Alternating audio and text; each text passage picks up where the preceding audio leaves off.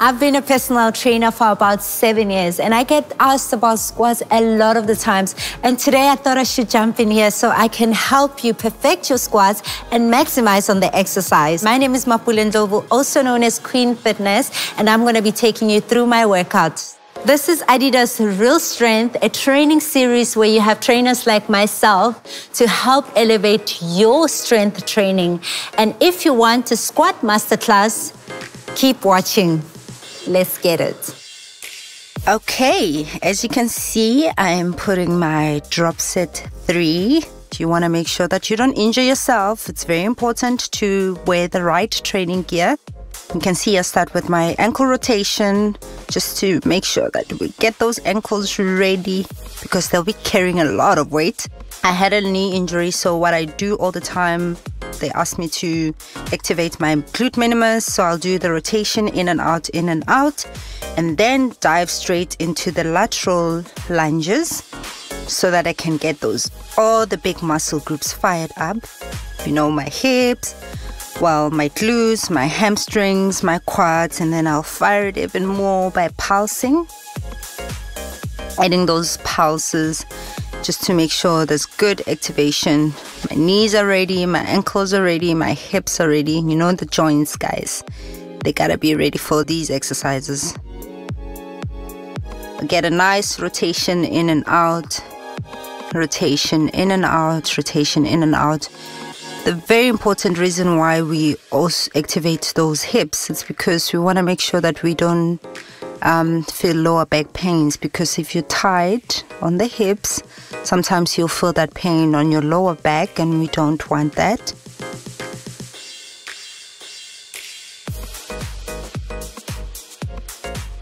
And then push in and out, push in and out. There, hip rotation in and out, in and out. And then, if you have a lot of time, make sure that you put in as much time as you can on mobility in the beginning for warm-up. And I love to go straight into my squats, the actual move that I'm going to be doing. Free weight, so position myself nicely. Feet shoulder width apart or slightly out. I prefer slightly off shoulders, because then you get a nice range and opening up of the hips when you drop down.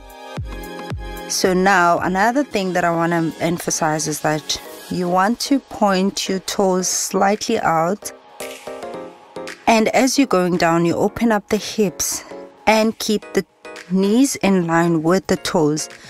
Make sure that you do the moves slow so that you can kind of feel every part that is meant to be activated. You have to go down slow, feel that the core is engaged, feel that the glutes are a part of exercise, your hamstrings are there, the quads are there, and push all the way up. Go down and up slow.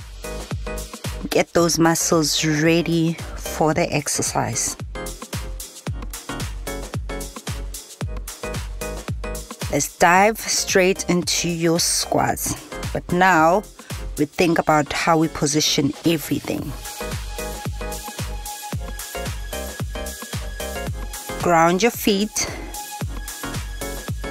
Make sure that you keep feet shoulder width apart or slightly off the shoulder. You ground your heels. You make sure you're flat. And then make sure when you go down, you want to align the knees with the toes and push. When you push, you want to make sure you push, almost like pushing yourself up with your heels. Even though your foot is flat, but you want to emphasize that push from the heels. You'll feel the firing from the glutes and the hamstrings. Your core will feel it also. We started with the squats, and then I'm taking it into a sumo. You know, the girlies love the glutes and the inner thighs, their thigh gap. So now we're going to go into the sumo for your thigh gap and the glutes. Those are going to be two muscles that are firing more. Remember, you always have the primary muscle group that's doing the movement, and you have the supporting muscles that help you obviously push through the exercise. There's primary and secondary, and when you're doing sumo, you'll feel primaries will be your glutes and your inner thighs. But with that being said, your hamstrings and your quads are still, and your calves are still a part of the exercise. They're still firing. Then you push all the way up. Keep that back nice and straight, core nice and tight. You see the abs are coming on board. Love it. Because the activation of the core, you can see my waistline that there's a difference. When I'm going down, you can see that there's activation on the core.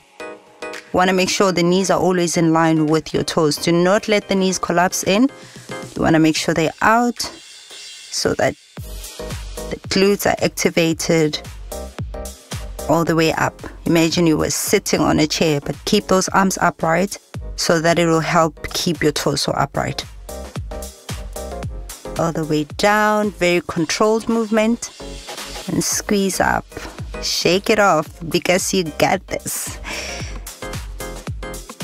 Now let's move to the next move, barbell.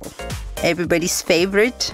You can see I push my elbows back and then I put my bar between your traps and your rear deltoid.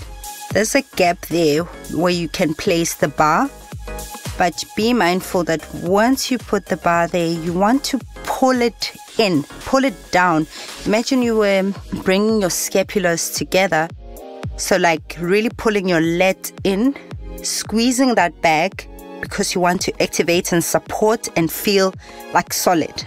The very important thing about doing the bar is making sure that you secure your bar.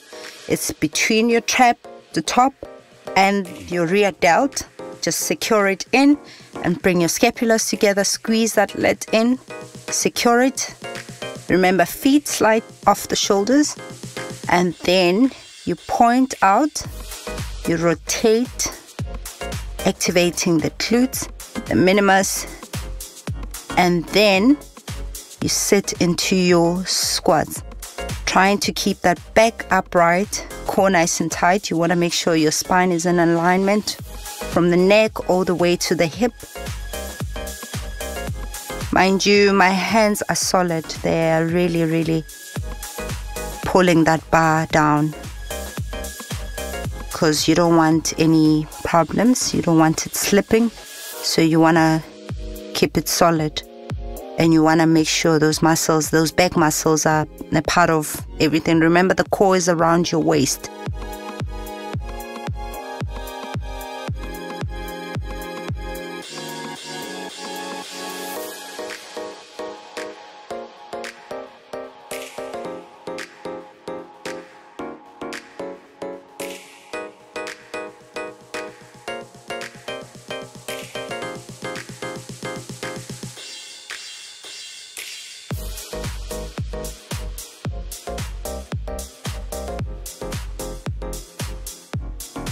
Remember, I said you don't have to keep the knees behind the toes. They can be in line with the toes. You can see as I'm dropping down, you can see that my knees are actually in line with my toes from out, and on the side profile, you can see my knee and my toes, they're aligned. My back is nice and straight. I'm going all the way down to 90 degrees.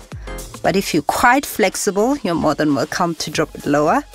But for today, we'll keep it here and come all the way up, shooting up. If you look at my heels, they're solid, grounded. You can see no movement. The slight movement you'll probably see is from the toes, the front part, but the back must stay grounded. And then shoot all the way up and breathing using your core. Normally what I do is I inhale on the easier part and exhale on the hard part. So going down is easier, then pushing up is harder. That's why I'll exhale up. So it helps me with that push, and then my core will contract more to give me more power to shoot up.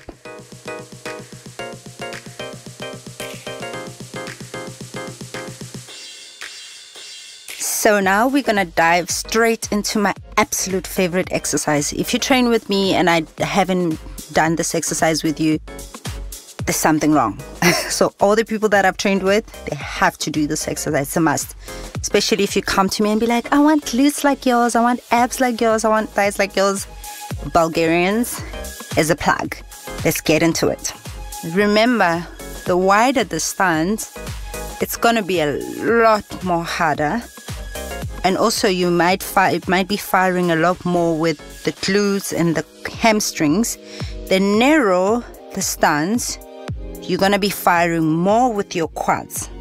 And also how you position your upper body makes a difference. If you're gonna be leaning a little bit more forward into an angle, you'll feel more on the glutes.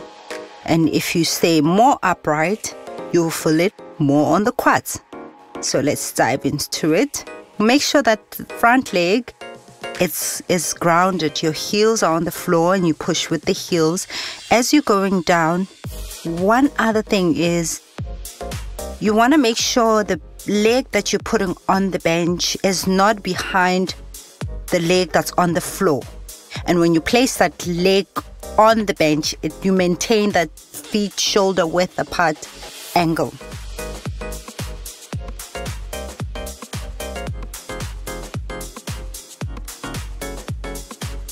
As you drop down, make sure that you bend the knee.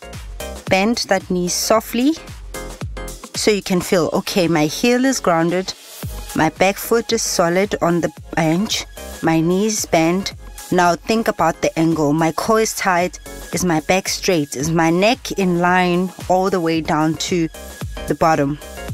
You make sure that my moves are good before I increase the weight. In that case, it will help prevent any injuries. And the nice thing about the drop set 3s, you can see that my front leg is fully grounded on the floor. All the way from my toes to my heels, I'm solid. I actually really feel like I'm doing Bulgarian splits barefoot because I'm like grounded and solid. Don't forget the core. Remember when I taught you on the squats that I exhale where the exercise is hard and I inhale where the exercise is easier. Meaning as I go down, it's going to be my inhale, and as I push up, it's going to be my exhale because it's harder pushing myself up, and my core will obviously engage. Now, let's dive into my favorite exercise. One of the hardest exercises, but my absolute favorite, especially with my background of running. You want to make sure that you have strong glutes and strong hamstrings and strong quads. And I found that this was one of those exercises that actually made me even stronger in my movements and with my running. Now, the nice thing is the drop sets, they're going to help you ground it.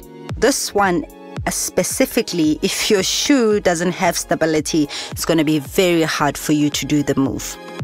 So I'm pulling myself up just to activate those muscles, get them ready, just using our own body weight. I try and keep the leg that I'm straightening a little bit softer so that I don't focus too much on the quads, on the leg that's off the ground. So you keep it soft so that you don't activate anything. You solely think completely on the leg that's standing on the ground. And then as you go down, you can see my arms are forward. It's harder if your arms are not straight because of the weight distribution. You kind of have your back a little bit round because you want your shoulders to go a little bit forward. So there's no ways that your back will be completely straight when you're doing pistol. It's very important that you do one leg separately and push it as much as you can, and do the other leg separately and push it as much as you can. I promise you that helps with the imbalances that we usually have because you have mastered your unilateral movements. And voila! That's my favorite move to do. And with that being said, my personal squat game has improved, and I hope we get to improve yours.